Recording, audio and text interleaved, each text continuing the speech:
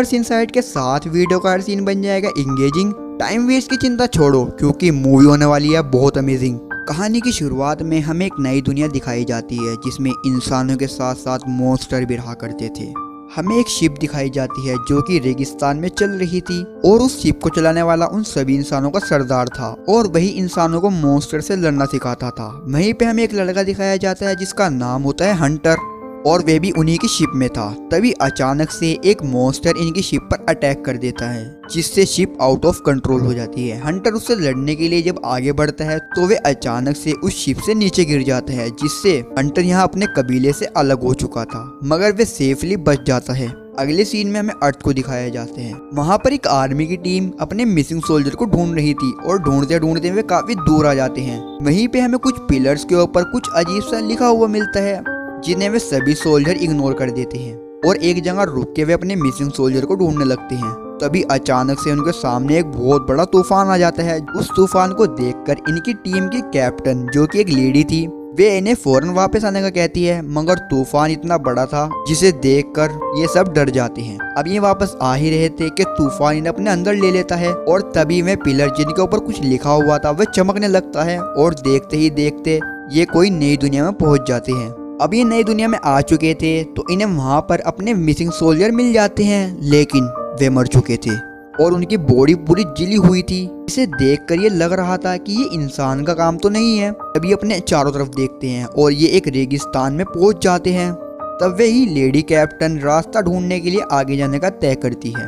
अभी ये थोड़ी दूर गए ही थे कि इन्हें वहाँ एक बहुत बड़े क्रिएचर का स्केलेटन मिल जाता है और वो इतना बड़ा था कि उस स्केलेटन के सामने ये सभी बहुत छोटे छोटे लग रहे थे। अभी ये उस सिटी को एक्सप्लोर कर ही रहे थे कि तभी इनके ऊपर एक मॉन्स्टर हमला कर देता है और ये मॉन्स्टर वही था जिसने स्टार्टिंग में शिप पर भी हमला किया था। तभी सभी मिलिट्री मैन इनके ऊपर काफी फायरिंग करते हैं जिसका इस मॉन्स्टर पर कोई असर नहीं होता और वह मॉन्स्टर एक सोल्जर को मार देता है जिसे देखकर इन्हें मजबूरन वहां से भागना पड़ता है और ये बड़ी खामोशी के साथ एक गुफा में आकर छुप जाते हैं। मॉन्स्टर को जब ये नहीं मिलते तो वे वापस से रेत के अंदर चला जाता है। तभी रात हो जाती है और ये लोग रेस्ट कर रहे थे मगर वो कहते हैं ना कि एक मुसीबत खत्म नहीं होती कि दूसरी सिर पर खड़ी हो जाती है। इनके साथ भी कुछ ऐसा ही होता है।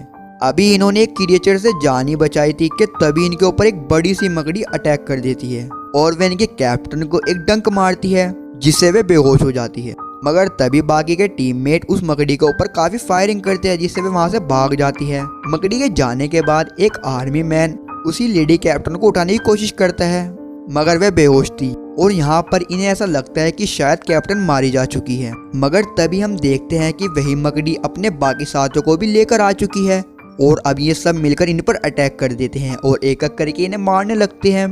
तभी हमें दिखाया जाता है कि कैप्टन को होश आ चुका था और वह भी खड़ी हुई थी कि एक मकड़ी सी इनके ऊपर भी अटैक कर देती है और अब काफी टाइम बाद जब उस कैप्टन को होश आता है तो वह अपने आप को एक जाल के अंदर पाती है। अब ऑब्वियसली सी बात है कि एक मकड़ी अपने शिकार को कहीं ऐसे ही थोड़ी छोड़ देगी मगर उन्होंने वहां पर काफी शिकार को जाल में कैद कर रखा था। वहीं पे कैप्टन को अपने टीममेट भी दिखते हैं लेकिन वे भी मर चुके थे और तभी वे कैप्टन एक फ्लैर लाइट से रास्ता ढूंढने लगती है और आगे जाने के बाद उसे उसका एक टीममेट मिल जाता है लेकिन वो भी काफी जख्मी था और अब वे दोनों आगे बढ़ने लगते हैं। मगर आगे जाकर उसके टीममेट के एकदम से पेट में दर्द होता है और जब वे अपनी शर्ट उठा के देखते हैं तो उसके पेट पे छोटी छोटी मकड़ियों ने जन्म ले लिया था और वे छोटी छोटी मकड़ियाँ से खाने लगती है और इसकी आवाज़ से वहाँ काफ़ी मकड़ियाँ भी आ जाती है जिससे मजबूरन कैप्टन को उसे वहाँ से छोड़ के भागना पड़ता है और वे अब बाहर आके बैठ जाती है। मैं सभी मकड़ियों से पकड़ना चाहती थी लेकिन उनकी कमजोरी थी धूप। मैं धूप में बाहर नहीं निकलती थी और वे अपना शिकार भी अक्सर रात में ही किया करती थी। अब वे कैप्टन घूमते घूमते एक शिप पर आकर रुकती है और ये शिप हंटर के कबीले की ही थी और तभी हम देखते हैं कि हंटर कैप्टन पर हमला कर देता है और उसे अपने साथ एक कमरे पर ले आता है जहाँ वे उसे पूरे दिन बांध कर रखता है। लेकिन कैप्टन किसी तरह अपने आप को छुड़ाती है और फिर इन दोनों में काफी ज्यादा फाइट होती है और ये लड़ते लड़ते बाहर भी आ जाते हैं और ये बाहर आने के बाद भी नहीं रुकते और आपस में लड़ने लगते हैं। मगर तभी हंटर मकड़ी के जाल में गिर जाता है और तभी कैप्टन उसका हाथ पकड़ लेती है और उसे बाहर निकालती है और अब इन दोनों में दोस्ती हो चुकी थी। तब हंटर उसे वही तूफान दिखाता है जिसके जरिए से वो इस दुनिया में आई थी। कैप्टन समझ चुकी थी कि जैसे मैं इस तूफान के अंदर जाके इस दुनिया में आई हूँ, वैसे ही अगर मैं दोबारा तूफान के अंदर जाऊं तो शायद मैं अपनी दुनिया में पहुंच जाऊं। लेकिन वो तूफान बहुत दूर था और बीच में रेगिस्तान आ रहा था जिसके अंदर वे मॉन्स्टर था। तब हंटर उसे समझाता है कि एक मॉन्स्टर ही दूसरे मॉन्स्टर को मारता है, कि अगर हम मकड़ी का एक डंक तोड़कर उसका जहर उस मॉन्स्टर को दे दे तो वह मारा जाएगा और शायद तुम भी अपनी दुनिया में वापस जा सको। और ये करते भी कुछ ऐसा ही है। रात होने के बाद वे कैप्टन उन मकड़ियों के घर के सामने जाकर खड़ी हो जाती है, जिसे देखकर एक मकड़ी इसके पीछे आ जाती है इसे अपना शिकार बनाने के लिए। मगर आगे जाने के बाद अचानक से एक बड़ी सी तलवार से हंटर इसके ऊपर अटैक करता है, जिससे वह मकड़ी मारी जाती है। और प्लान के हिसाब से ये उसका एक डंक तोड़कर अपने साथ उसे अपने घर ले आते हैं, जहाँ से घर आने के बाद हंटर उसके डंक से अब जहर निकालने लगता है। और अब अगले दिन हंटर कैप्टन को ट्रेनिंग देता है उन मॉन्स्टर्स का सामना करने की, क्योंकि कैप्टन अब तक सिर्फ वेपन से लड़ती आ रही थी। और अब हंटर उसे तलवारबाजी, तीरंदाजी और भी वगैरह वगैरह सब कुछ सिखाता है, जिससे वो एक मॉन्स्टर को मार सके। और उसी मकड़ी के जहर से वो एक ऐसा हथियार भी तैयार करता है जिससे वह मॉन्स्टर मारा जा सके।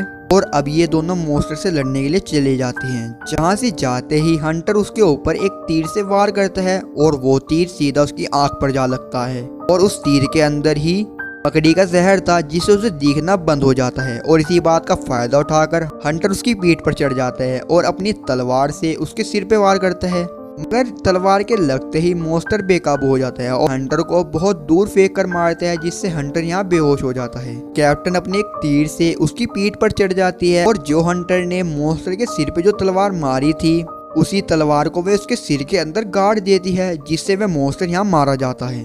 और रात में हंटर को भी होश आ जाते हैं और अब ये दोनों साथ मिलकर तूफान की तरफ जाने लगते हैं, जहाँ रास्ते में इन्हें काफी ज्यादा हरियाली भी मिलती है, जिसे देखकर ये काफी खुश होते हैं। और वहाँ से ये शिकार करके खाना भी खाते हैं। अब आप सभी को क्या लगता है कि बस अब तो तूफान में जाते ही अपने घर चले जाएंगे? नहीं, ऐसा नहीं था। मैंने आपको पहले ही बताया था कि ये एक मॉन्स्टर की दुनिया है और यहाँ पर काफी ज्यादा मॉन्स्टर रहते हैं। और अभी एक मुसीबत इनके सामने ही खड़ी थी। तभी रात में जंगल में आग लग जाती है, जिससे जानवर डर के भाग रहे थे। तब कैप्टन जैसे ही ऊपर देखती है, तब उसे वहाँ पर एक उड़ने वाला ड्रैगन दिखता है, जिसके मुंह से आग निकलती थी। मगर तभी एक अच्छी बात होती है कि वहाँ से हंटर के कबीले वाले आ जाते हैं, जो कि इन्हें बचाकर अपने साथ ले आते हैं। कबीले में आने के बाद हंटर काफी खुश था, क्योंकि वह वापस से अपने फैमिली से मिल चुका था। और वहीं से कबीले का सरदार कैप्टन को बताता है कि बहुत टाइम पहले कुछ जादूगरों ने एक ऐसा टावर बनाया था कि जिससे दो दुनिया एक हो सके। मतलब उस टावर के जरिए जब भी उनका दिल करेगा वो इस दुनिया में आ जाएंगे टेलीपोर्ट के जरिए, और वैसे ही जब उनका दिल करेगा वे वापस से वैसे ही पहली दुनिया में चले जाएंगे। और उस टावर की हिफाजत के लिए उन्होंने यहाँ पर एक ड्रैगन भी बनाया था, ताकि ड्रैगन उस टावर की हिफाजत कर सके। मगर उस ड्रैगन की पावर हर साल बढ़ती गई और वो इतना पावरफुल हो गया कि उस ड्रैगन ने उन सभी जादूगरों को मार दिया। और जो बचे कुछ इंसान यहाँ पर रह गए, उन्हें हमने मॉन्स्टर हंटर बना दिया, ताकि जब भी हमारा सामना किसी मॉन्स्टर से हो हम उसे मार सके। और अब सबसे बड़ी मुसीबत हमारे सामने वह ड्रैगन है। अगर तुम हमारा साथ दो तो शायद हम उस ड्रैगन को मार सके, और ड्रैगन के मरने के बाद ही तुम वापस से अपनी दुनिया में भी जा सकती हो। और कैप्टन इनकी बात यहाँ पर मान लेती है और कहती है कि मैं अब मरते दम तक आपका साथ दूंगी, क्योंकि मैं अपने देश के लिए भी यही करती थी और अब इंसानों के लिए भी यही करूंगी। तभी कैप्टन कुछ खाने पीने के लिए किचन में जाती है। वहीं पे उसे एक बिल्ला शेफ भी मिल जाता है, जिसे देखकर कैप्टन हैरान हो जाती है कि ये बिल्ला है, ये शेफ है। तब हंटर उसे बताता है कि ये आधा इंसान और आधा बिल्ला है, जिसे देखकर कैप्टन काफी इम्प्रेस होती है। और अब अगले दिन ये सभी लोग उस ड्रैगन का सामना करने के लिए जाते हैं, मगर उस टावर के पास काफी ज्यादा आग ही आग थी, जिसे देखकर ये सब शौक थे। और अचानक से इन सभी के सामने आ जाता है ड्रैगन, जिसे देखकर ये सभी लोग उस पर काफी अटैक करते हैं। और अब इन सभी अटैक्स का ड्रैगन के ऊपर ज्यादा कोई खास असर नहीं होता और वो इन्हें इजीली हरा रहा था। तब कैप्टन उसके ऊपर काफी अटैक करती है और एक अटैक करते करते वो एक सर्कल में गिर जाती है, जिससे वे वापस से अपनी ओरिजिनल दुनिया में आ जाती है। अर्थ पर आने के बाद वे अपने आप को काफी कमजोर फील कर रही थी। तभी वह ऊपर देखती है कि उन्हें ढूंढने के लिए कुछ और टीममेट्स को भेजा गया था और वे कैप्टन को लेकर वापस आने लगती हैं। जहां वे रास्ते में कैप्टन से पूछ रहे थे कि आप सब अचानक से कहाँ चले गए थे और बाकी लोग कहाँ हैं? कैप्टन अभी होश में नहीं थी। तभी हम देखते हैं कि वही तूफान दोबारा आ जाता है और उस तूफान के अंदर से निकल जाता है ड्रैगन। और अब वह ड्रैगन उस तूफान के जरिए अर्थ पर आ चुका था। अर्थ पर आने के बाद वह उस एरोप्लेन को डिस्ट्रॉय कर देता है और वह एरोप्लेन क्रैश हो जाता है।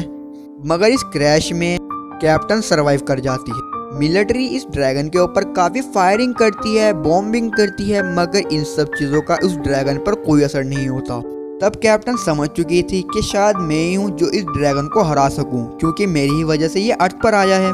कैप्टन एक बात नोटिस करती है कि जब भी ये ड्रैगन सांस लेता है तो हवा इसके गले से होती हुई गैस बन जाती है, और जब वे उसे बाहर निकालते हैं तो वे आग बन जाती है। इसी बात का फायदा उठाते हुए वे उसके ड्रैगन के सामने चली जाती है। ड्रैगन उसे देखकर काफी ज्यादा हवा अंदर लेने लगता है, मगर अचानक से कैप्टन एक बॉम्ब को ड्रैगन के मुंह में फेंक देती है, जिससे वह बॉम्ब उसके मुंह में ही ब्लास्ट हो जाता है और गले की सारी गैस भी जल जाती है, जिससे ड्रैगन को काफी नुकसान होता है और वह यहाँ से गिर जाता है। कैप्टन को लग रहा था कि शायद मैंने ड्रैगन को हरा दिया और वह यहाँ मारा जा चुका है, मगर अचानक से वो खड़ा हो जाता है, जिसे देखकर कैप्टन शॉक हो चुकी थी, क्योंकि उसके पास अब कोई वेपन भी नहीं थी उसका सामना करने के लिए। और अब ड्रैगन उसे खाने के लिए आगे बढ़ने लगता है। मगर हम देखते हैं कि हंटर भी इन दोनों के पीछे पीछे अर्थ पर आ जाता है और एक तीर से, जिसमें एक बॉम्ब लगा हुआ था, वो ड्रैगन की तरफ फेंकता है। वो एक ड्रैगन की तरफ फेंकता है और वह तीर सीधा उसके कान में चला जाता है, जिससे दोबारा से एक ब्लास्ट होता है। और अब की बात ड्रैगन अंदर से पूरा जल चुका था, जिससे वह बहुत ही ज्यादा कमजोर हो चुका था और इसी कारण से वो यहाँ गिरकर मर जाता है। कैप्टन हंटर का शुक्रिया अदा करती है कि अगर तुम नहीं होते तो मैं आज मारी जा चुकी होती। मगर तभी हम देखते हैं कि एक और बहुत बड़ा तूफान आने लगता है और उस तूफान में से एक और ड्रैगन बाहर आने लगता है, जिसे देखकर ये सभी शॉक हो जाते हैं। तब सरदार कैप्टन को बताता है कि हमें जल्द से जल्द उस टावर को तोड़ना होगा, वरना यूं ही बार बार ड्रैगन आने लगेंगे। और अब ये उस टावर को तोड़ने के लिए वापस से उनकी दुनिया पर आने लगते हैं और अब ये तीनों उसके ऊपर एक अटैक करती हैं। और ये सब चीजें वहीं पर खड़ा एक शख्स भी देख रहा था, जिसका हमें यहाँ चेहरा नहीं दिखता। और लास्ट में हम देखते हैं कि शेफ बिल्ला भी उस ड्रैगन से लड़ने के लिए आगे बढ़ता है। और इसी आखिरी सीन के साथ यह मूवी समाप्त होती है। Thanks for watching.